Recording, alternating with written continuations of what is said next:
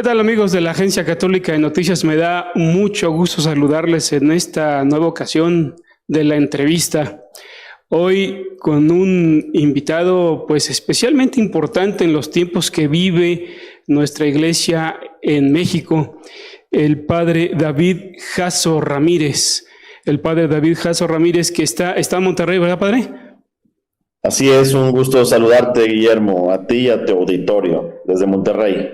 Me da mucho gusto también saludarle, y quienes no conozcan al padre David, él es un presbítero de la Arquidiócesis de Monterrey, ordenado pues muy joven.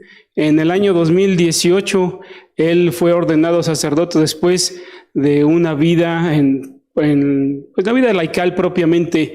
Ahí hizo una interesante carrera que después platicaríamos, que es también interesante. Y es él el secretario técnico del Proyecto Global de Pastoral PGP 2031-2033 y secretario adjunto del CELAM. Actualmente él está colaborando igualmente en la Conferencia del Episcopado Mexicano en este cargo importante que nos trae ahora en este tema en la entrevista, el Proyecto Global de Pastoral 2031-2033, puesto que estamos a 5 años de haberse promulgado este programa el 13 de mayo de 2018. De nuevo, padre, me da mucho gusto saludarle. Gracias, igualmente, Guillermo. Y bueno, acabo de terminar mi función en el CELAM, pero lo llevo en el corazón, la experiencia y muchos aprendizajes también en ese Consejo Episcopal. Gracias, padre. Y vamos a llevar a nuestro auditorio a una breve explicación de lo que es el PGP 2031-2033 para situarnos en el tema. ¿Qué es este Proyecto Global de Pastoral? Vamos a ver el siguiente video. El Proyecto Global de Pastoral es el sueño de iglesia y país que queremos ser y tener. El proyecto nace a partir del llamado del Papa Francisco. Recuerdan cuando estuvo en el país en 2016 y se dirigió a nuestros obispos en la Catedral de México. El Papa, muy consciente de cómo está la realidad de México y del mundo, les pidió a los obispos mexicanos hacer un serio y cualificado proyecto pastoral. Y durante 2 años, reunidos en distintas asambleas, con distintos grupos, en distintas experiencias de diálogo, de consulta y de escucha, los obispos en el 2018 nos regalaron a todo México el Proyecto Global de Pastoral 2031-2033. Es un proyecto, no un plan o un programa. Un proyecto porque la Conferencia del Episcopado Mexicano lanza como un proyectil, como una gran invitación, para que entonces las diócesis, las parroquias, las comunidades, las comisiones, las pastorales hagan planes y programas más concretos. El horizonte, la visión de los obispos, está planteada en el 2031, porque se cumplirán 500 años del acontecimiento guadalupano, del encuentro maravilloso de la Virgen de Guadalupe con Juan Diego. Y en el 2033 se cumplirán 2000 años de la redención de Jesús, de la resurrección. Es así entonces que nuestros obispos, con una mirada larga, nos invitan a soñar. Pues ahí lo tienen ustedes, amigos. Ese es el Proyecto Global de Pastoral, un ambicioso documento que hace 5 años, como ya lo explicábamos, se promulgó por la Conferencia del Episcopado Mexicano. En ese momento era presidente de la SEM, el cardenal Robles Ortega. Este documento que pues ha sido difundido también de manera impresa, de manera electrónica, y que tal vez, digamos, necesitamos conocer más, desentrañar más para saber hacia dónde nos proyectamos. Y esto, como decía el video, padre, era una exigencia, petición del padre Francisco en la última visita que tuvo a México en 2016. Así es, en febrero del 2016, el Papa Francisco visitó nuestro país y habló fuerte y directamente a los obispos de México en la catedral, pidiendo un serio y cualificado proyecto pastoral, un coraje profético ante la delicada situación también que vivía el país y que quizás siga viviendo luego de una pandemia ahora que ha acelerado un cambio de época el Papa constataba una descomposición del tejido social y la necesidad de tejer esa red humana desde las familias, los territorios desolados de las ciudades, con otros actores de la sociedad para poder enfrentar esta circunstancia. Entonces, al momento en que el Papa pide a los obispos un proyecto pastoral, ellos atienden ese llamado y responden con este proyecto global de pastoral y esa visión 31-33. A 5 años de haberse promulgado este proyecto global, padre, hay la sensación de que es un documento que le falta difundirse, que le falta ser leído entre los católicos de pie. Y le platico esta experiencia. Hace unos días comentaba yo con un amigo mío estas cuestiones en torno a la iglesia y se enteraba del documento y me decía, no lo conocía. Y es un académico, es un experto, pues, en situaciones también de doctrina de la iglesia y demás, pero sí me impactó, sí me llamó la atención que este amigo preparado no conocía el documento. ¿Qué pasa, padre? ¿Por qué este documento no ha tenido el empuje debido? ¿Qué es lo que está sucediendo? Bueno, ha sido como la levadura en la masa y como la semilla en la tierra, que está ahí y uno no sabe dónde crece y cómo crece, pero finalmente va encontrando su cauce. Ha habido estrategias, evidentemente, para su difusión, para su profundización, para su conocimiento. Tú conoces el país y sabes lo diverso y lo complejo que es también en su realidad, lo rico también y lo atractivo que resulta. Y bueno, los obispos han planteado este proyecto que no pretende anular, suplantar o quitar lo que las propias diócesis hacen, sino ofrecer criterios que puedan orientar la acción pastoral. De ahí la libertad que los mismos obispos se han dado para poder recibir el proyecto insertado de una manera suave en sus propios procesos pastorales. Te cuento la experiencia de algunas diócesis en las que cuando salió el PGP, como le llamamos por sus siglas, Proyecto Global de Pastoral, pues apenas acababan de iniciar un plan diocesano. Sí. Y bueno, era difícil que encontrara un cauce, pero ahora que han pasado 5 años, lo toman como una orientación para su nuevo plan.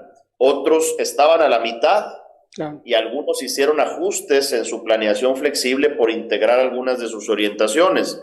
Otros providencialmente apenas comenzaban y entonces el PGP vino muy bien a ayudarles. Entonces, bueno, ha sido distinta la difusión, la profundización, el conocimiento, pero creemos que ha sido muy amplia. Claro, ha faltado a los obispos en México, a los sacerdotes, a religiosos, religiosas, a laicos más comprometidos, tomarlo más en cuenta, sí. Pero creemos que ahí va. Sí, es evidente que las diócesis tienen ritmos distintos, procesos diferentes en los cuales van insertando el PGP, que ya recomendado a nuestros amigos que nos están leyendo, la lectura resulta también reveladora, sobre todo de este diagnóstico que la Iglesia de México está haciendo en torno a nuestra realidad. Sin embargo, este PGP, padre, tuvo un parteaguas, si me permite decirlo así, la pandemia. Ahora necesitamos un PGP actualizado, tal vez renovado en algunos de sus puntos, que aunque algunos de ellos son de vital actualidad, ahora otros, digamos, han sido rebasados por los efectos de la pandemia, especialmente en los momentos que vivimos, o también en torno a una iglesia que explota procesos, por ejemplo, de digitalización o la evangelización digital. ¿Qué podemos decir al respecto? ¿Está superado el PGP en algunos aspectos en este sentido por la pandemia? El PGP está desafiado a actualizarse siempre.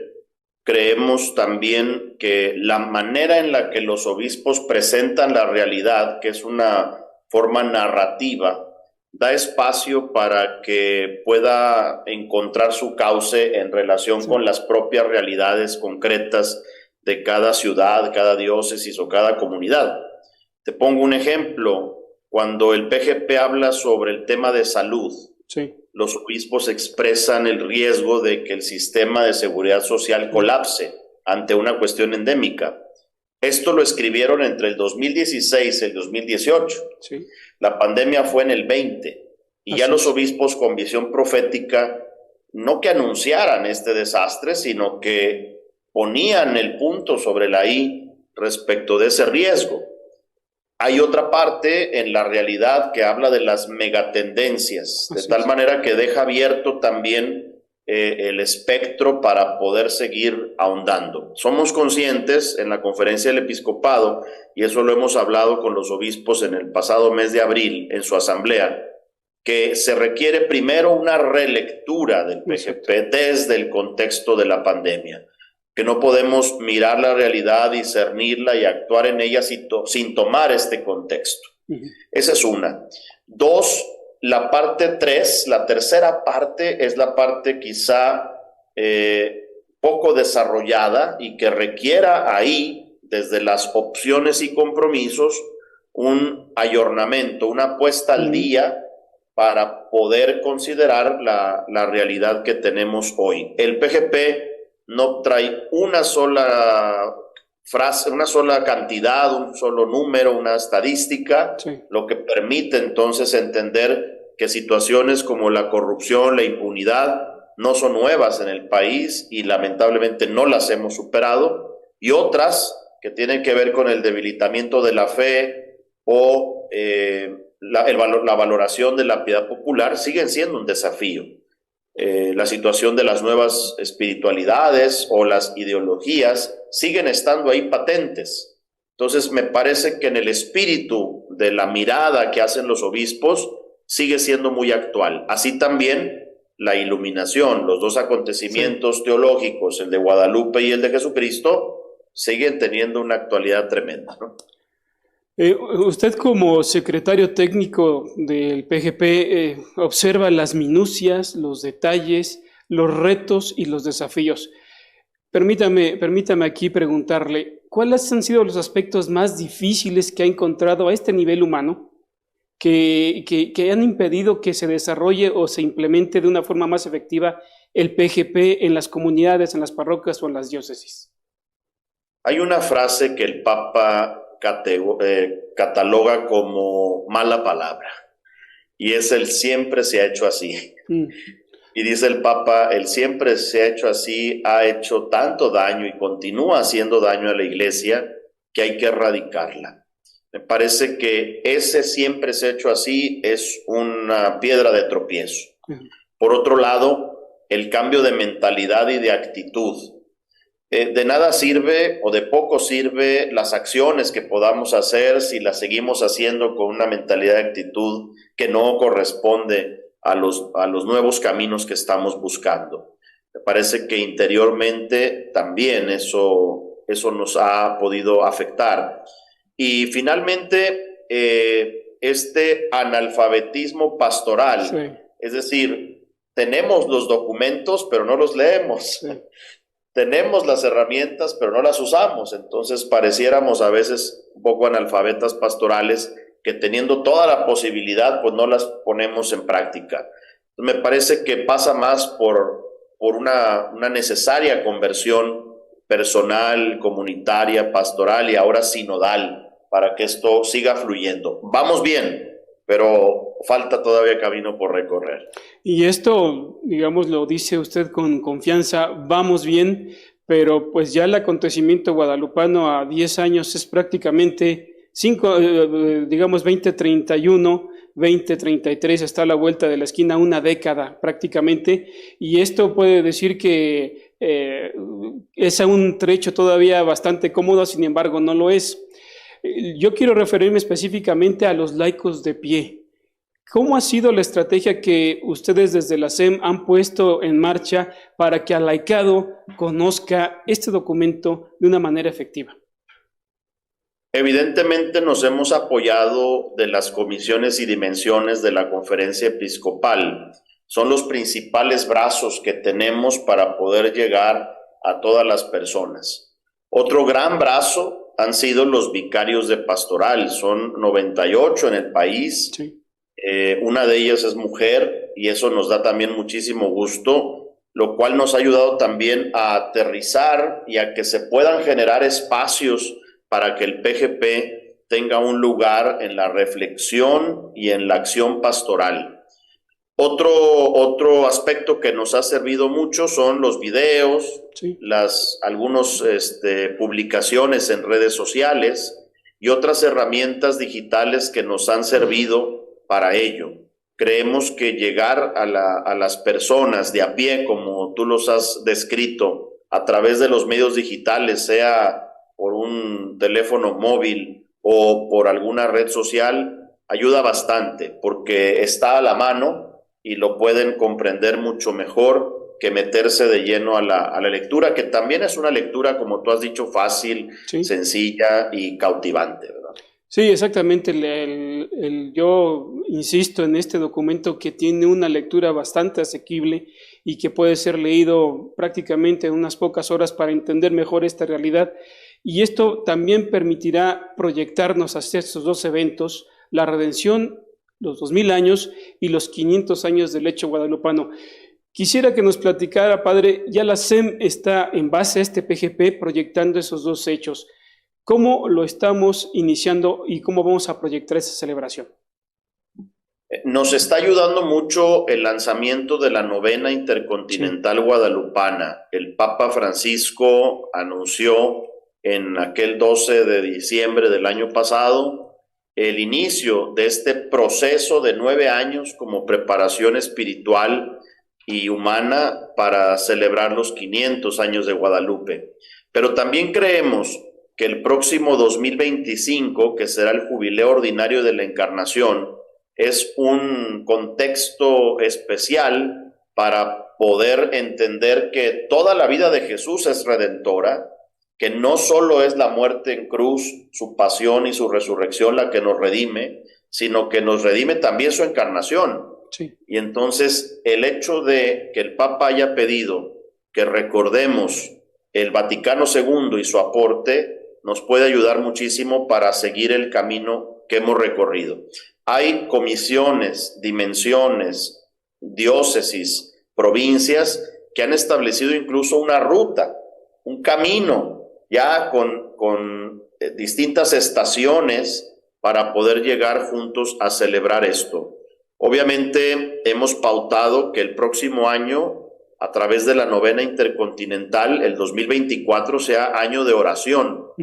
Y que le pidamos al Señor por medio de María Guadalupe que nos dé el don de la paz tan necesaria y que el 2025 sea el año de la encarnación, como lo pauta el jubileo, y que agradezcamos a Dios por el don de la vida y la dignidad humana. Creemos que estos aspectos nos van a ayudar mucho a seguir caminando. Hay un hecho que no puede dejarse de lado y me gustaría también que nos platicara cómo se insertará este proyecto global de pastoral, y esos son los diálogos por la paz que el episcopado está proyectando para septiembre próximo en Puebla. ¿Cómo lo vamos a entender el PGP desde esta perspectiva que es urgentísima para el país? Los obispos en México se han comprometido con 6 opciones pastorales y una de ellas es ser una iglesia comprometida con la paz y las causas sociales. Y se entiende por paz no la ausencia de violencia o de guerra, sino esta armonía también que estamos llamados a vivir, este shalom que es Jesús, que sea el centro de nuestra vida y nuestra acción. Por eso los diálogos por la paz, estos conversatorios y todo el movimiento que se ha dado en este sentido, que derivará en este diálogo nacional, se inserta perfectamente en el proyecto global a través de esta opción pastoral. Mira que hemos reflexionado, y aprovecho para decirlo así, en el 2018, 2019, incluso 2020, el PGP estaba solo en la realidad eclesial del país, pero del 2021 para acá surgió el Encuentro Eclesial de México, la Asamblea Eclesial de América Latina y el Caribe propuesta por el Papa y por el CELA, el Sínodo de la Sinodalidad 21-24, los diálogos y conversatorios por la paz. Vendrá el segundo encuentro viene el jubileo del 25 y la novena. Notemos cómo del 21 al 23 se ha dado un movimiento bárbaro de acontecimientos eclesiales y todos tienen su cauce y su relación con el proyecto global, gracias a Dios. Sí, efectivamente, estos acontecimientos, estos hechos desde el nacimiento del PGP han tenido esa repercusión en la iglesia hasta nivel latinoamericano. Pero también hemos de reconocer, e insisto, ¿no? A pesar de todo esto, sí es evidente que el laicado le hace falta más este empuje, sí, ¿no? Le tenemos que dar más empuje a estos hechos. Y yo creo que la oportunidad de los Conversatorios por la Paz podría ser, digámoslo así, otro evento que haga surgir al PGP con esta respuesta, con este conocimiento. Sí, creemos que también el sínodo de la sinodalidad ha ayudado mucho, puesto que se han generado espacios de diálogo, de encuentro, en razón de la consulta pedida por el Papa. Todo abona, todo suma y todo está conectado. Claro, y efectivamente estas resistencias se van venciendo. Ahora, padre, en el sentido también que nos preocupa de los jóvenes, aplicar las TICs, las modernas formas de llevar el Evangelio. ¿Cómo se ha tomado esta Secretaría Técnica que usted encabeza para llevar a cabo la proyección del PGP a los jóvenes, que es también un sector fundamental? Nos ayudó mucho a estar presentes en su Asamblea Nacional cuando recién empezaba el proyecto global. En el Salto Durango se reunieron todos los jóvenes y eso ayudó para que comprendieran la ruta, ¿sí?, que hay que caminar de aquí al 31-33. Ellos tienen una propuesta muy interesante que van poco a poco socializándola entre los jóvenes y adolescentes del país. Hay también un plan de que algunos influencers que están presentes en las redes sociales y que son católicos nos apoyen a través de podcast y otro tipo de herramientas que lleguen a través del lenguaje digital. Sabemos de los retos también que tiene esto para que llegue exactamente el mensaje. Pero mira, tenemos el ejemplo en la Biblia. La Biblia está llena de versículos que no pasan de 120 caracteres, que es lo que pide Twitter, ¿no? Sí. Entonces creo que si hace muchos años se tuvo esta estrategia, pues sigue siendo válida y vigente, ¿no?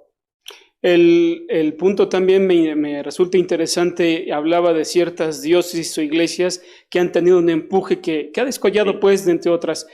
Por ejemplo, denos alguna que ha tenido un trabajo así destacado. Sí, con el riesgo de dejar de mencionar alguna, pero creo que tengamos un ejemplo nada más. Las provincias, por ejemplo, de Veracruz, del Bajío, han tenido una experiencia muy interesante porque también tienen reuniones periódicas, los obispos con los vicarios de pastoral. Y mira tú, Veracruz, que es enorme y que son 8 diócesis con distancias y con circunstancias distintas, pues han podido establecer criterios. Hay diócesis en particular en el Bajío que ya incluso la carta pastoral del obispo en Querétaro plantea, sí, un camino largo, pero no habría sido posible que el obispo actual de Querétaro lo hubiera hecho si no lo hubiera hecho el anterior. Claro. Sí, que ahora está en Durango y que también está impulsando a través del sínodo de la sinodalidad esto. Entonces, acabo de estar en Chihuahua con una experiencia muy bonita, primero con los sacerdotes en su reunión de formación permanente y luego con más de 700 laicos por las noches. Es decir, hay movimiento. Ahora sí, en Monterrey, donde estoy, pues se acaba de promulgar el plan de pastoral y trae este enfoque de visión 31-33 y lo ha promulgado Monseñor Rogelio. Y sé que otras muchas diócesis lo están haciendo. Entonces, hay ejemplos incluso hasta que en las parroquias lo han hecho a modo de lección divina y han agarrado párrafo por párrafo en grupos pequeños para leerlo y profundizarlo. Muchas religiosas y religiosos también. Acabamos de estar presentes a través de un video con la CIRM, que reúne a los superiores generales de las congregaciones religiosas y están muy entusiasmados también por encontrar espacios de vinculación. Entonces, me parece que ahí va, poco a poco, pero conscientes de que estamos en una década decisiva, Claro. 23-33. ¿Ha tenido algún tipo de, digamos así, trabajo, algún acercamiento con representantes de estas iglesias en torno a esta aplicación del PGP? Porque también es importante y también lo expresa el mismo documento. Sí, a través de la Comisión de Diálogo Interreligioso ha habido también encuentros donde se comparten experiencias y hemos podido también compartir este caminar. Se han generado espacios incluso de diálogo, encuentro y trabajo. A colación de la paz también ha ayudado a que nos hermanemos, ¿verdad? Porque el problema no es solo de católicos o solo de cristianos o solo de judíos, es de todos. Y por eso creo que no porque nosotros lo pongamos como una iniciativa, sino porque es una necesidad que todos vemos, es que nos vamos uniendo poco a poco. Y desde luego el 2033 es el acontecimiento de la redención que no es particular a nosotros, sino también a otros que pertenecen a otras distintas tradiciones cristianas. Se nos acaba el tiempo, padre, pero me gustaría dejarle también 2 preguntas para responder aquí y nuestro auditorio tenga más conocimiento de este documento. Los retos ya nos los está señalando, vamos bien, dice usted, allá adelante se está empujando el PGP. Pero de manera especial me gustaría preguntarle si está en sus manos como secretario técnico, ¿en qué incidiría más para revitalizar al PGP? ¿Cuál sería el punto nodal? Te menciono 2. El primero es entender que las opciones pastorales que los obispos plantean son transversales y podemos vivirlas todos y todas. Todos estamos llamados a ser pueblo, a ser compasivos y testigos de la redención, a ser misioneros y evangelizadores. Y la segunda, concretar más los compromisos. Son 35 que son generales, pero que van encontrando caminos de concreción y me parece ahí que es donde tenemos que poner el acento hoy por hoy. Finalmente, me gustaría que dejara usted un mensaje a la gente que nos vea, al auditorio del ACN, Info Vaticana y demás lectores. ¿Qué nos dejaría usted como secretario técnico sobre este documento? Su mensaje principal. El proyecto global de pastoral es el sueño de iglesia y país que queremos ser y tener. Y el primer soñador es Jesús, que sueña con que todos seamos uno para que la gente crea. Tenemos un Papa soñador que sueña con una opción misionera capaz de transformarlo todo. Y los obispos están abriendo cauce para sueños e ideales pastorales, porque son los sueños de Dios, de ser mejores y de tener un mejor país. Creo que si soñamos en una mejor iglesia y un mejor país para el 31-33 y lo vamos construyendo desde hoy, ese sueño, pues estaremos siempre también unidos y podremos buscar un objetivo común, que al final es reconstruir el tejido social y eclesial y vivir en paz. Pues lo digan ustedes, amigos, es el proyecto global de pastoral. Este documento que poco a poco está haciendo, digámoslo así, una columna vertebral en lo que queremos de la Iglesia Católica en México y de otras religiones también, porque estamos en esta, lo decía el padre, transversalidad. No quiere decir que esto sea políticamente correcto, sino es el anuncio de la buena noticia, el anuncio de la palabra, de lo que Cristo nos ha enseñado y que festejaremos en el 2033 con los 2000 años de la redención. Padre, yo tengo aquí el documento físico, pero nuestro auditorio lo quisiera tener. ¿Cómo lo podemos conseguir? Pueden conectarse a la página de la Conferencia del Episcopado Mexicano y encontrarlo para descargar. También están los videos en YouTube de la Conferencia del Episcopado para poder también encontrar una asimilación. Y por supuesto hay un curso en línea también en la página del Episcopado, en la sección del PGP, para poderlo estudiar e incluso recibir hasta un diploma. Esto la iglesia, sin costo. La iglesia, Guillermo, tiene rumbo, tiene rumbo la iglesia en México. Este curso es gratuito, sin costo. Gratuito, por supuesto, gratuito para todos y todas. Aquí lo estamos poniendo en nuestras pantallas, amigos, la dirección que indica el padre David, para que ustedes tomen ese curso. Creo que valdrá la pena que entre más nos adentremos en este documento, sintamos este latir con Cristo, con la Iglesia, con los obispos de México. Padre David Jasso Ramírez, me da mucho gusto saludarle. Gracias por esta entrevista donde estamos festejando los 5 años del PGP y esperemos que conforme el tiempo vaya pasando y estas acciones que nos ha platicado en la Iglesia, las podamos seguir aquí discerniendo con los amigos, lectores y el auditorio en general del ACN Info Vaticana. Gracias y bueno, pues que Dios los bendiga.